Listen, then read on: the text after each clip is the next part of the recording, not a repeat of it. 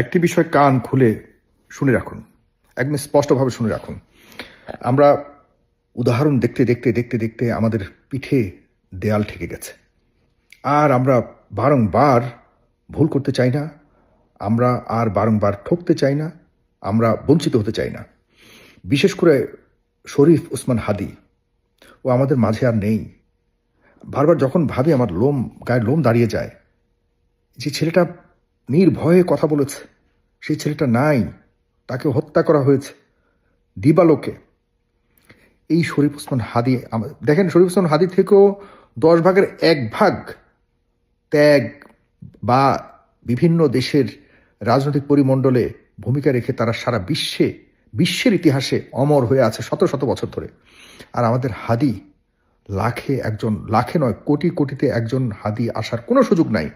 সেই হাদিকে আমরা সবকিছুর ঊর্ধ্বে রাখতে চাই। প্লিজ, আমি হাত জোড়ো করে বলছি, সবকিছুর ঊর্ধ্বে রাখতে চাই। হাদিকে নিয়ে কেউ কোনো রাজনৈতিক কার্ড খেলার চেষ্টা করবেন না, কেউ না। আমার কথাগুলো যারা হাদিকে ভালোবাসেন, যারা সত্যিকার অর্থেই ভালোবাসেন, আজকে হাদির বিচার যদি আমরা না করতে পারি, কালকে এরকম এককভাবে অনেক হাদি যাবে, আর কারো বিচার হবে না, মাথায় রাখেন। আর কারো বিচার হবে না যদি আমরা এই হাদির বিচার আদায় করতে পারি। সেজন্য কি করতে হবে? হাদিকে সবকিছুর ঊর্ধ্বে রাখতে হবে। প্লিজ, কেউ চালাকি করবেন না। একটা জিনিস প্রথমত স্পষ্ট করতে চাই, আমি ব্যক্তিগতভাবে আমি মনে করি যে হাদির সাথে বর্তমান রাজনীতির কোনো সম্পর্ক রাখা উচিত নয়। হাদিকে আমরা সকল রাজনৈতিক দল হাদির আদর্শ আর 24-এর চেতনা আর 71-এর আমাদের সেই মহান মুক্তিযুদ্ধ, এসব কিছু নিয়েই আমাদেরকে সামনে এগোতে হবে। এগুলিকে কোনোভাবেই আমরা ইগনোর করার সুযোগ নেই। এই বিষয়গুলিকে মাথায় রাখেন, তাহলে আমরা সুন্দর একটা সামনের প্রজন্মকে তৈরি করতে পারবো। প্লিজ, সব কিছুর ঊর্ধ্বে উঠে একটু ভাবি, আমরা হাদিকে একটু ঊর্ধ্বে রাখি। কারণ হলো, ইতিমধ্যে যতটুকু শুনেছি, হাদির এই ঘটনা নিয়েও কিন্তু রাজনৈতিকভাবে, বিশেষ করে সামনের ইলেকশনকে কোনোভাবে বানচাল করবার সুযোগ তৈরি করার জন্য কেউ কেউ চাচ্ছে। আমি জানি না কারা চাচ্ছে, কিন্তু অভিযোগ রয়েছে। আমার কাছে মনে হচ্ছে না কেউ চাচ্ছে। শাহবাগে বর্তমানে হাদি চত্বর, যেটি আমাদের প্রস্তাবিত নাম, এখনো পর্যন্ত সরকার গ্রহণ করেনি, ঘোষণা করেনি। আশা করি আমরা শাহবাগকে হাদি চত্বর নাম আদায় করতে পারবো।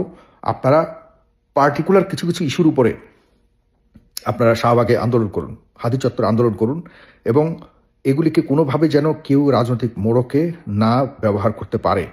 সবার কাছে বিনীত অনুরোধ, আমরা সব কিছুতে রাজনীতি না করিস। আমরা রাজনীতি যদি করি, তাহলে হাদি কর্নার্ড হয়ে যাবে। এই ছেলেটা কখনোই বিএনপির বিরোধিতা করেনি, কখনোই জামাতের বিরোধিতা করেনি, কোনো দলের বিরোধিতা করেনি। সবগুলি দলের সমালোচনা করেছে। যেমনটি আমি মনে করি যে সবসময় আমি ব্যক্তিগতভাবে অ্যান্টি ইনকামবেন্সি আমি চর্চা করি, আমি প্র্যাকটিস করি। কারণ সরকারের বলুন, যেই পাওয়ারফুল থাকবে তার বিরুদ্ধেই তো বলবো, এটাই তো নিয়ম একজন সাংবাদিক, একজন সাধারণ মানুষের। হাদি ঠিক সেখানে ছিল। আমরা হাদিকে হারাইনি, আমরা একটা প্রতিষ্ঠানকে হারিয়েছি। যে প্রতিষ্ঠানের খোঁজে আমরা সবসময় চাই যে একটা প্রতিষ্ঠান অন্তত যদি আমাদের মধ্যে থাকতো, যে প্রতিষ্ঠানটা প্রেশার ক্রিয়েট করতে পারতো, আমরা সেই প্রতিষ্ঠানকে হারিয়েছি, হাদিকে হারিয়ে। সুতরাং হাদির ইনকিলাব মঞ্চ যারা পরিচালনা করছেন, তারা রাজনীতির সাথে মেলার কোনো প্রয়োজন নেই। কারণ আমরা বহুবার দেখেছি, যে কোনো ধরনের ঘটনার প্রেক্ষিতে কেউ কেউ আছে, একটা সুযোগ নিয়ে একটা জায়গায় যায়, গিয়েই রাজনীতির একটা কালার দিয়ে দেয়, কালার দিয়েই নিজেরা সেই রাজনীতির পেছনে ঢুকে যায়। এরপর পুরো বিষয়টাকে রাজনীতিকরণ করে এটা বরবাদ করে ফেলে, ধ্বংস করে ফেলে। লাখো কোটি কোটি মানুষ হাদির জন্য কেঁদেছে। লাখো লাখো মানুষ বাংলাদেশের বা পৃথিবীর ইতিহাসে কোনো মুসলিমের, আমি জানি না, মৃত্যুর পর এত মানুষ, আমার কাছে মনে হয় আওয়ামী লীগ থেকে শুরু করে, কেউ বাদ দেয়, আওয়ামী লীগেরও অনেক মানুষ এসেছে, আমি নিশ্চিতভাবে বলতে পারি। কারণ এই ছেলেটা অন্তত পক্ষে সার্বভৌমত্ব নিয়ে, ভৌমত্বের জন্য যত বিপ্লবী ভূমিকা রেখেছিল, এটা শুধুমাত্র জামাত ইসলাম বা বিএনপির জন্য নয়, সব দলের জন্যই ছিল। সুতরাং আপনারা যারা এই মুহূর্তে শাহবাগে রয়েছেন, হাদির জন্য যারা কষ্ট করছেন, হাদির বিচার চাচ্ছেন, এগুলিকে কোনো ধরনের সময় দিয়ে, এই সময়ের মধ্যে বিচার করতে হবে, এই সময়ের মধ্যে এটা করতে হবে, এগুলি বলে আমরা হাদিকে কিন্তু রাজনীতিকরণ করার একটা চেষ্টা করছি, হয়তো নিজেদের অজান্তে, অথবা কোনো না কোনো একটা অপশক্তি চাচ্ছে হাদিকে ব্যবহার করে আমাদের রাজনৈতিক পরিবেশকে নষ্ট করার জন্য। কোনোভাবে এটা করতে দেয়া যাবে না। এখন কি অন্য উপায়ে হাদির বিভিন্ন বিষয়ে দাবি আদায় করা যায়, সেটা নিয়ে বসতে পারি আমরা, বা কথা বলতে পারেন।